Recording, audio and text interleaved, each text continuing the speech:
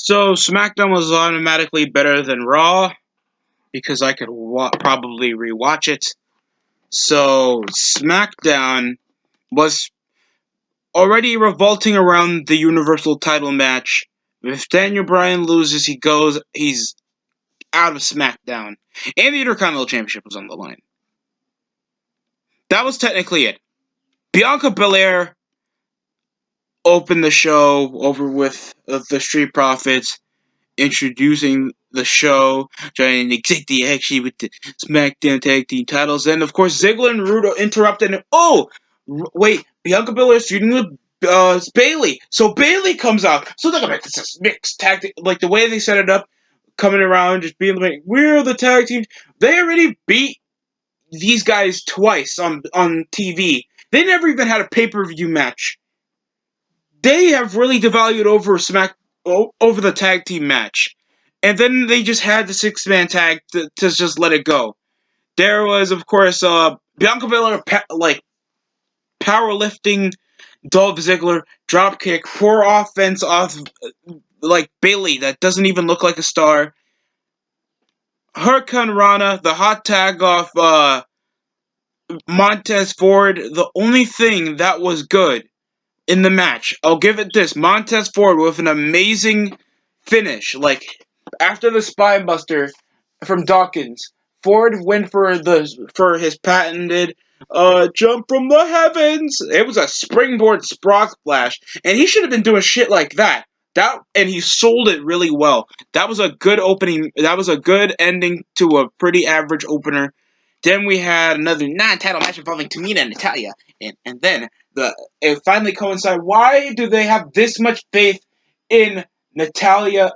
I mean, this much in Nia Jax and Shayna Baszler? Because I know they're the tag team champions, and they're interpromotional. Why can't you just let them be a Raw exclusive thing or something? We already have minimal screen time for people like the Riot Squad or any. There's only 5 tag teams for the women's division, and barely any of them gets essential screen time.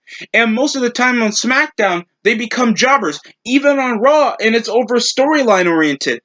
There's no situation of making Nia Jax and freaking Shayna Baszler look good. Shayna can't even do goddamn promos over backstage. I'm trying to calm down. Come over from last week, slipping. I don't care with little they both look like she-males.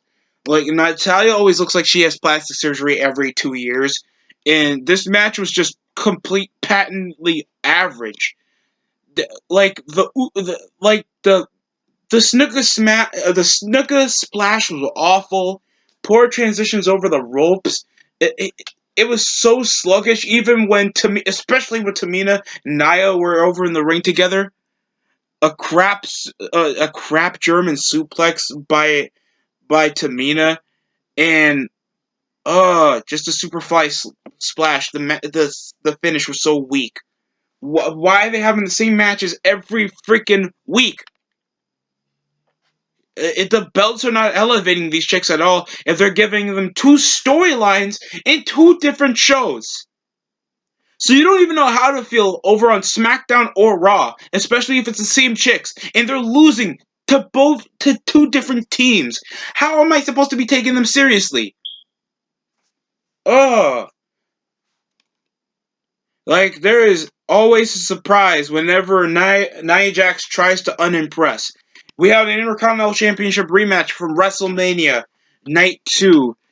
Apollo Crews versus Big E with a really emotional promo coming around, acting energized, and trying to kick Apollo's ass, trying to take back the IC title. At least, especially one over in the watch along, at least he looks like he wants to beat his ass. At least these are 2 men that actually have a vigor for each other. He's not like, oh, I respect Apollo, I find him a great athlete. No, he legit wants his title back and he'll do anything to get it. I like that. They also had, and I'm about to say this, I already had the Aleister Black Sucks video up. So you already know, this is just rip-off Bray Wyatt. Over the fixation of just the overly cryptic backstory wide range promos looking like Marty Scurll just went to a hot topic. Like no semblance of mystique comes over that schools and the facade of happiness all around these people. I'm I'm mysterious, I'm creepy, I'm interesting. Comes around with a fade, looking like he belongs on NXT UK. Can't wait for you to have the Cassius Ono treatment in a few months, Alistair. Like, legitimately. Like there's no interest over with Alistair, and they're trying to feel like he's a tremendous talent. It's like, what part of him makes him a tremendous talent? Everybody goes over these indie guys, and I'm not trying to shame everybody that comes over to the indies, but you should at least have a compensating gimmick for fans to actually popularize you or find you over the top for me to get behind. This is a different character change from uh pick a fight with me. Then he'll get great matches with Aleister Black and Cesaro. I mean with Buddy Murphy and Cesaro. By the way, Buddy Murphy's obviously getting a freaking pink slip. I'm really sorry. These guys are getting overly exaggerated over the nth degree. They'll be given uninspiring storylines like Aleister Black's, giving cryptic storytelling of stuff in his past and how he came to be this way. Hope closes the book. And my wife does OnlyFans. Like, that's the only interest that we have, man. And she doesn't even work for the company anymore. Next up, we'll have the Intercontinental title match involving Apollo and Big E. Average back and forth. At least the match was a bit better than WrestleMania, especially better than Fastlane. Stop off the spear from the apron, a DDT, an average power bomb. It was just, I thought it was too many. I thought it was too many rest holds over most of the match. Moonsault, even though I feel like Apollo should restrict any like high risk maneuvers, especially because he's heel and he's supposed to have this high and mighty persona. The Nigerian nail played an effect. But Apollo did win off DQ after Sami Zayn literally came out of nowhere, come haluva kicking Kevin Owens.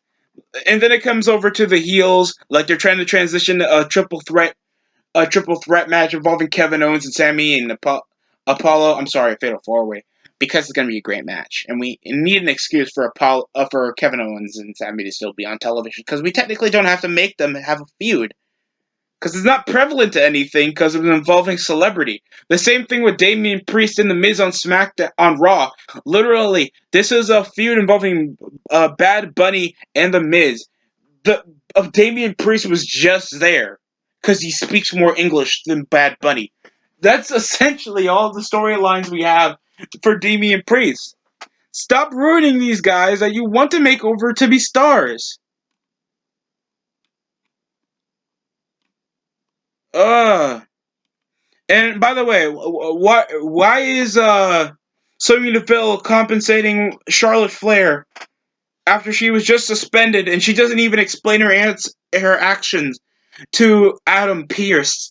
Literally just a few nights on Raw. I'm on SmackDown after doing that. Makes no sense to me. Like no, and and I thought that would make more sense because she's literally morally responsible.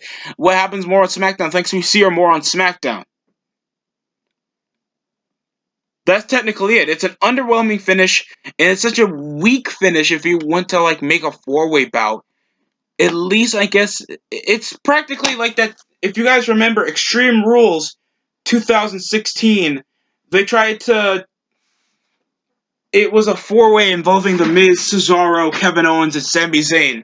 A good match, but it was interluding storylines that I thought didn't even go together. At least Sami Zayn and Kevin Owens from back then was a bit more digestible, I guess, because it felt like it was continuing a rivalry from NXT to SmackDown, like down under to the big time. So at least I can understand transition.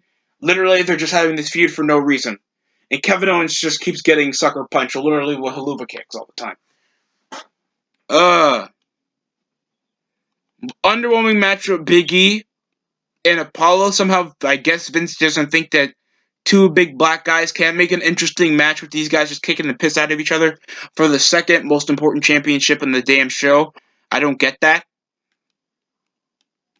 Then we had a great match involving Daniel and Roman. It was a good match. I just thought it was missing something. I guess it was essential that you have a crowd reaction, especially for the fans. I felt like that was what they were missing. Average back and forth, a powerbomb over in the top rope, over a counter from a Hurricane Rana, Superman punch over the outside, a spear over to the barricade, uh, just decent counters. At least it wasn't him like, oh, I'm not gonna tap moments like we saw back at Fastlane. Running knee over for a near fall, another barrage of power bombs over for a near fall. After it looks like he finally released over the guillotine chokehold, and they were trying to counteract the arm, so he kept trying to roundhouse kick it. He literally just counteracted a Superman punch earlier up in the match just to pop that shoulder. Barely even played any psychology. Daniel Bryan knows it because he has work rate, and that's all that matters. He never got more eyes of the product. I mean, so did Roman Reigns, but at least people don't complain over his title reign because at least he's beating guys that legitimately look like he can beat.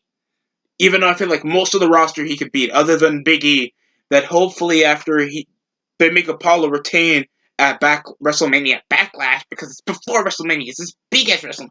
Stop. Uh, they push him over to the title scene because they're possibly gonna make Sami Zayn turn babyface or Corbin turn babyface to feud with Roman, even though Roman beat him before. And at least Big E, it looks like he works out. He has a bit of mic work, and fans get behind him. Plus, he's black. I mean, because he's likable. So that could be the possibility for up and comer to go over the crown jewel of WWE for the main event scene. And Apollo just sounds better. I mean, Big E just sounds better than Cesaro right now. Because Cesaro, they keep force feeding over his run. After Jey Uso was like, yeah, nigga, yeah, nigga, yeah, beat his ass, celebrating after Roman won with the guillotine chokehold, and gave him a concerto. Jey Uso then assisted after Cesaro came and uppercutted him, literally locked him into the ropes, and just stuck him there so he can watch Daniel Bryan get concertoed. So, good heat. No outside interference to literally just essentialize dominance. Made him look good. I'm still not a big fan of the shirt where it just said, smash him, stack him, pin. Like, that just sounds like something you do for sexual assault. I'm sorry, guys. That just looks like something that's something ill-mannered. What kind of child wants something like that? It's not like that dumbass shirt Brock Lesnar had back in the day when he beat John Cena, where it was called Eat, Sleep, Conquer, Repeat. At least that sounds memeable at some semblance, and it seems like something a kid would wear on a shirt. I'm sorry, but whenever you feel like whenever wrestler has merch, it has to feel like what the fan or at least an outside fan could wear. Nobody wants to wear that, especially something that says right hand man. That just means that you're number 2 for life. That just sounds depressing. I don't know, bro. Cesaro comes around looking like a freaking milk dud, looking like that Euro dude that's in that cop movie. I forgot, but yeah, I hope Cesaro loses. At least he will look good in the match. That's all that matters. And Daniel Bryan said, if I win, I'll just give Cesaro the rightful title match. Even though they'll push Cesaro to probably squash Jey Uso in the main event of Smackdown next week and give him a title shot. That's practically it. So Smackdown was watchable. 2 good matches. I'm kidding. Yeah, there was the main event was the best match of the show. Montez Ford had the best match of the spot of the show with that frog splash. Amazing. Yeah, they really need to fix up their women's division. Bianca Belair is just not winning me over. At least she has more of a personality than Rhea Ripley. Another NXT bitch they just push over to be the champion. all because she's great and she's an up and comer, and we don't want somebody like Alexa Bliss that actually has a character to win the Raw Women's Champion to probably pursue a story. Oh no! But other than that, it was a average episode of SmackDown. I would give it like a five, like five at best. Average. The main event saved it. If it wasn't for the main event, they would have done something with Jey Uso just jobbing out just to get another upper mid carder over. Because we technically have nobody for star power on SmackDown. Then this would be pretty much a 6.5 or 7. But I just thought this was an average episode of SmackDown. You would say that I would boost it up because of Roman Reigns' new theme song. It takes a bit to getting used to, other than the burger, burger, burger, theme, but that's just what it stuck up with me, and it was just better as a Shield theme song. But yeah, average episode of SmackDown. Am I still anticipating over Backlash? Other than the foreshadowed build for the card, not really, especially for Raw. I mean, you have 3 hours and you still can't build up to 5 matches in under 3 weeks. Uh, in just not caring where Daniel Bryan goes is kind of distorting for me. Like, how am I not interested into a guy that's losing over the company, that's leaving over the company? I already know Daniel Bryan has his own personal things to take care of. Like, he has a family, he has 2 daughters and a wife, and he possibly just doesn't want to wrestle anymore. So he possibly doesn't get another freaking concussion. So he stops doing stupid ass suicide dives outside over in the ring because he's a good worker and he keeps getting himself hurt. But yeah, I don't care if he goes goes to Raw. I don't. It's not going to elevate any viewers for NXT if he goes to NXT. And if even if he goes outside of the company, do you really like literally? If he goes to New Japan, that's the only semblance of outside coverage they will get. Because literally, when I heard AJ Styles was going to New Japan Pro Wrestling, that was the only time I heard anything about New Japan Pro Wrestling. Whenever a Gaijin goes to New Japan, they at least get 100,000 viewers. No one freaking watches New Japan Pro Wrestling. But either than that, that's it coming from me. Thanks for watching the review. Hope you enjoyed the rest of your day. Bye.